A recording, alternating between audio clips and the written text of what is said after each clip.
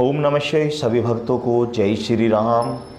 आज का विषय है वो ये है कि यदि आप किसी के ऊपर आपको भूत प्रेत जिन जिन्नात दिखाई दे तो आप उससे कैसे निजात दिलाओगे, उससे उसे कैसे मुक्त करोगे, इसके लिए आपको क्या करना चाहिए, इसके लिए मैं आपको एक उपाय बता दे रहा हूँ।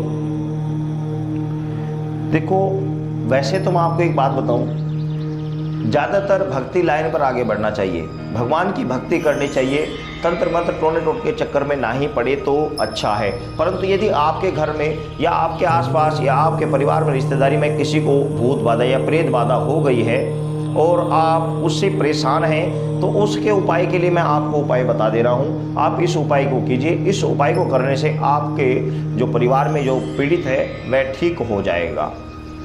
और उपाय के साथ साथ आपको अपने घर पर निरंतर भगवान की भक्ति करनी चाहिए। मैं ये नहीं कहता भगवान शंकर की कीजिए या श्री हनुमान जी की कीजिए, जिस पर आपकी श्रद्धा हो, जिस भी ईश्वर या देवता को आप मानते हो, जिस भी गुरु की आप शरण में बैठे हो, जो आपको मंत्र आपके पास है, आप उसका जाप निरंतर अपने घर में कीजिए। कारण कि उससे क्या होगा, जब आप निरंतर जाप करेंगे तो आपके अंदर उस मंत्र की एनर्जी यानी पावर आ जाएगी। पावर आने से क्या होगा, निगेटिविटी आपके आसपास नहीं आएगी। और निगेटिविटी यदि आपके घर पर कहीं से आ भी गई तो आपके जाप करने से, आपके पूजा पाठ करने से वह दूर हो जाएगी। घर पर हमेशा हर रोज एक दीपक अवश्य जलाना चाहिए। दीपक यदि सामर्थ्य हो तो देसी घी का जलाए, और यदि सामर्थ्य ना हो, देसी घी का ना जला पाए, तो तिल के तेल का दीपक तो हर रोज अपने घर पर जलना चाहिए। संभवतः सुबह शाम जलना चाहिए, परंतु अगर सुबह शाम नहीं जला सकते तो शाम को तो 100% जलना ही चाहिए। जिसके घर में निरंतर पूजा पाठ होती रहती है, निगेटिविटी उसके घर पे प्रवेश भी नहीं करती। निगेटिविटी हमेशा ऐसे व्यक्तियों पर असर करती है जो ज़्यादा स्त्रियाँ या लड़कियाँ ज़्यादा मेकअप करती है, ज़्यादा अपने आप को इत्र या फुलेल से सुसज्जित रखती हैं, खुशबू से ज़्यादा सुसज्जित रखती हैं, या फिर मलिन रहती हैं, या फिर घर में पूजा पाठ नहीं करती।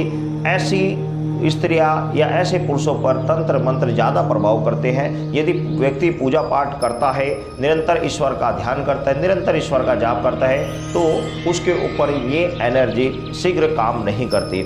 अब मैं आपको उपाय बता देता हूँ। यदि किसी व्यक्ति के पास भूत प्रेत या जिन जिन्नात उसके शरीर पर आ गया हो, उससे वे पीड़ित हो, तो आप उससे कैसे उसको आप ठीक कर सकते हैं। इसके लिए आप एक नींबू ले लीजिए।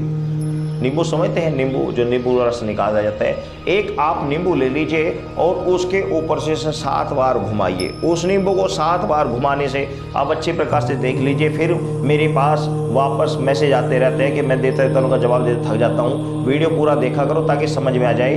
नींबू को ऐसे घुमाना है। हमेशा जब भी कोई चीज़ घुमाई जाती है दाईं साइड से घुमाई जाती है।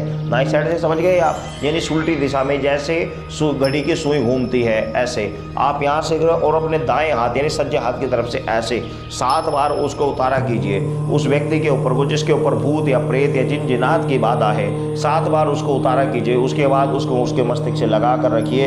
उसके बाद उसको उसके कर्ण से लगाइए, और उसके बाद यदि वह कन्या है, वह बेटी है, तो उसको दीजिए। उसको कहिए कि बेटी अपने हृदय पर लगा कर रखिए, क्योंकि आप हाथ लगा नहीं सकते, तो वह बेटी या वह बच्ची अपनी छाती पर कपड़े के अंदर से बचाकर छाती के अंदर लगा के रखे। 2 मिनट लगा के रखे। उसके बाद उसको आप वापस रख लीजिए और रखकर उस नींबू को सीधा काट दीजिए, बीच से नहीं। बीच से जैसे काटते रस निकोड़ने के लिए, ऐसा नहीं। नींबू को बीचों बीच काटते, ऐसे नहीं, खड़ा करके नींबू को खड़ा करके ऐसे काटिए। ऐसे नहीं काटना है, ऐसे काटना है। ऐसे नींबू को सीधा काटिए। जब आप सीधा काटेंगे उसको सीधा, जिस तरह धार होती है वो लाइन होती है, यानी कि ऊपर से जहाँ से नींबू लगता है वहाँ पर, और जो नीचे उसकी पूंछ होती है वहाँ पर, उसको ऐसे सीधा काटिए। जैसे नींबू यहाँ पर लगा हुआ था, ऊपर उसकी जो मुंह होता है वहाँ से ऐसे सीधा काटिए, ऐसे नहीं, ऐसे काटिए। नींबू को सीधा काट कर उसकी एक फांक से 3-4 बूंद आप नीचे निचोड़ दीजिए कि ये जो भी इसके ऊपर शक्ति थी वह इसको ले और तुरंत यहाँ से चले जाए। और जिस भी आप देवता का पूजा या पाठ करते हैं उस मंत्र को निरंतर जाप करते रहें। और जो आधा बचा हुआ नींबू है वह उसको चूसने के लिए दे दे, वह तुरंत ही उसको चूसना प्रारंभ कर दे। चूसता रहे, धीरे धीरे चूसता रहे, तो वह उसके पास से निगेटिविटी बिल्कुल साफ हो जाएगी। वह भूत प्रेत जिन जाना जो भी उसके पास था वह बिल्कुल शांत हो जाएगा, बिल्कुल उसके पास से चला जाएगा, वह उसके पास बिल्कुल भी रुकेगा नहीं। ये प्रमाणित किया हुआ मेरा खुद का अनुभव किए हुए प्रयोग है जो मैं आपको बता रहा हूँ उन लोगों के लिए जो मंत्र या तांत्रिक क्रिया नहीं जानते, जिनके पास कोई शक्ति नहीं आती, तो वे इस तरीके से अपने घर पर बैठे बैठे उपाय कर सकते हैं। साथ ही दूसरा मैं एक उपाय और बता दूं, यदि आप कहीं दूर पर हैं और आपको फ़ोन आ जाए कि भगत जी हमारे पास हमारा बच्चा है ये किसी भूत बाधा या प्रेत बाधा से पीड़ित है, तो इसके उपाय हाँ आप कर दीजिए, तो आप दूर बैठे भी, यदि आपके मंत्रों में ताकत नहीं तो दूर बैठे आप नहीं कर सकते, तो इसके लिए आप उन्हें बताइए कि 5 लौंग ले लीजिए। 5 लौंगों को लेकर सूती कपड़े में बांध कर उसके बाजू में बांध दीजिए। बाजू में यदि वह बच्चा है, बालक है, तो उसके दाएं हाथ पर, यदि वह बेटी है, बालिका है या लेडीज है, तो उसके बाएं हाथ पर आप उसको बांध दीजिए। उसके सर के ऊपर से 7 बार उतारिए और उसके हाथ पर बांध दीजिए। उससे वह निगेटिविटी तुरंत ही शांत हो जाएगी। किंतु यह निगेटिविटी हल्की और कम एनर्जी वाली होगी तो इससे दूर हो जाएगी, और यदि हैवी एनर्जी वाली है यानी जिनजिनात पावरफुल कोई शक्ति है तो वह नींबू से जाएगी, वह लौंग से नहीं जाएगी। तो ये भूत बाधा या प्रेत बाधा को से निवारण का उपाय है जो मैंने आपको बताया। आई होगा आप अच्छे तरह से समझ गए होंगे। साथ ही मैं आपसे एक निवेदन भी करूंगा कि यदि आपने चैनल को सब्सक्राइब नहीं किया तो अवश्य कर ले।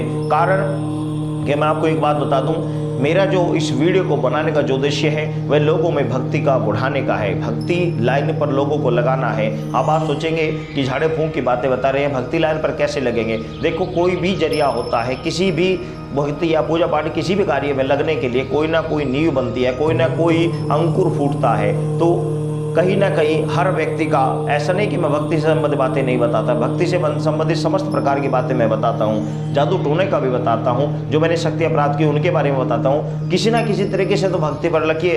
देखो, हर व्यक्ति अपनी चॉइस के अनुसार अपने मन मुताबिक वीडियो को देखता है।